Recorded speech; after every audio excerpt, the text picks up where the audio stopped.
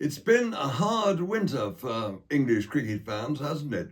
We had, first of all, to sit through an horrendous series in Australia for the Ashes, and then we had this first ODI defeat in Sri Lanka, and it really did look as though everything was going from bad to worse.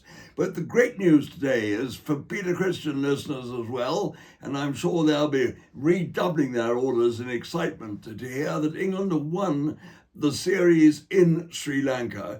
They beat them in the third game by 53 runs, and it was an absolutely absorbing day's cricket, which produced some of the most remarkable one-day batting, one-day hitting I think I've ever seen. And goodness knows I've been around long enough. But it all happened. England won the toss. This was important. Although, in fact, the pitch didn't turn as much as it might have done, as much as it did on the first 2 days on this ground. And this, I think, was the same pitch used for the first match.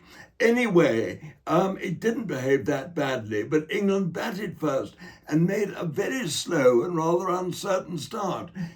They lost both their openers, Duckett, who went for 7, and Rian Ahmed, who went for 24, and they were 2 down for 40.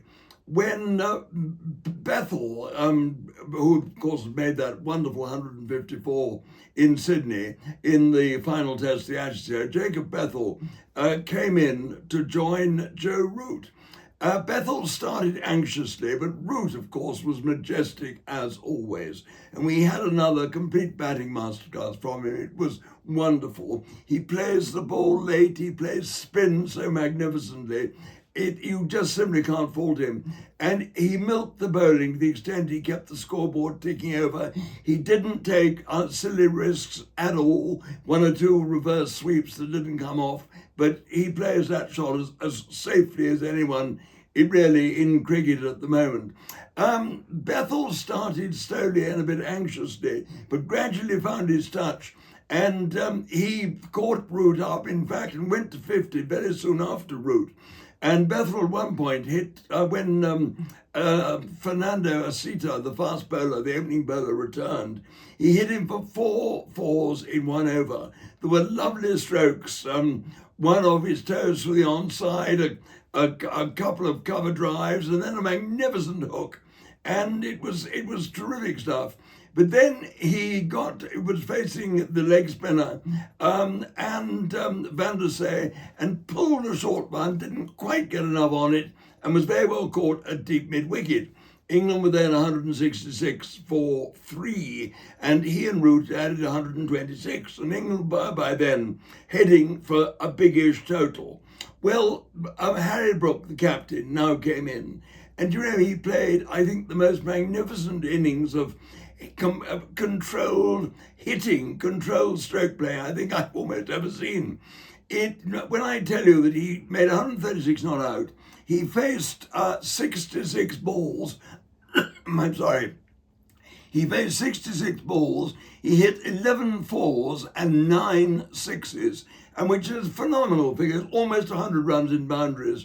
And, he was simply breathtaking, hitting the balls, making room, and hitting the ball for 6 over extra cover. There was one shot almost off the back foot, square with the wicket, on the offside that went away for 6. It was extraordinary stuff. And the other end, Root just kept on going, hitting the bad balls for 4. He hit a couple of sixes, and one short ball he pulled away from mid-wicket. There was another a straightish drive. And nothing fazed him, and he and Brook put on 191 in 118 balls only. It was an amazing stand, and they took England to a total of 357 for 3, which even in these days of extravagant scoring should have been a winning total, and indeed it was. But Sri Lanka went in, and they started in an extraordinary way. They had 40 on the board in the 4th over. Nasanka and Mishra, the 2 openers, Mishara, played some wonderful strokes, driving anything over pitch, pulling, playing off their legs, cutting. It really was sterling stuff. And then they both got themselves out. This happens when you start playing, as they had to do if they were to get anywhere nearing their target of 358.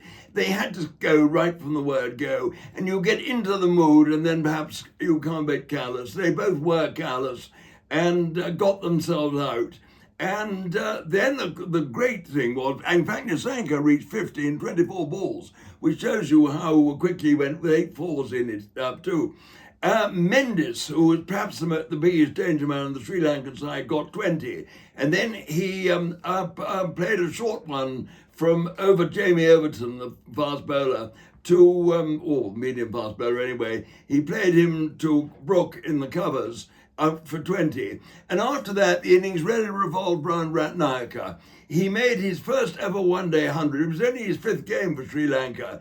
And he played very well indeed. There was almost a touch of the root about him, although not quite the same class. But he stayed there until the end and he was the last man out, in fact, bowled by a very good Yorker from Sam Curran. He had periodic supporters. Lanka, the captain, kept him company for a while. Dhananjaya only got 9 and never really looked happy. And Leonardo was the only batsman who helped him out of 50th stand. It was the only 50th stand of the innings. And then we had one of those accidents that really makes you laugh. Leonardo played a ball from Bethel to out to point, set off for a run. It was the left hand of Brook who was fielding there, and it was to his left hand. And he was quite certain there was a run, Leonardo, but the other end, Ratnayaka started but then stopped and refused. The batsman met in the middle of the pitch, stationary they were for a moment, and the throw from Brook came in to Butler, who whipped off the belt. He'd run out Leonardo by half the length of the pitch. And that really was the final nail in the coffin for the Sri Lanka side. They fought on bravely, and Ratnayaka went to his 100. And he batted, he hit 12 fours and he faced 115 balls. It was a fine innings. But in the end, the last wicket fell when Sri Lanka were 304 and they lost by 53 runs. So, and it was the first series they've lost. I think it was they won their last 8 series. So they had quite a succession of one-day ODI victories since 2022. Well, so that was that. And England, I say, go in now to the 3 T20 matches in preparation for the World Cup in India and Sri Lanka, which starts the week after next. And they will go into their 3 matches in Kandy, where they're playing them next week and the week after against Sri Lanka in good nick and full of confidence. So I think we can all smile tonight, and Peter Christian devotees will be banging in their orders, I know, and Peter Christian will be coming back to them. They'll be celebrating this win too, with jolly decent discounts. So you keep firing away at them, and they'll respond.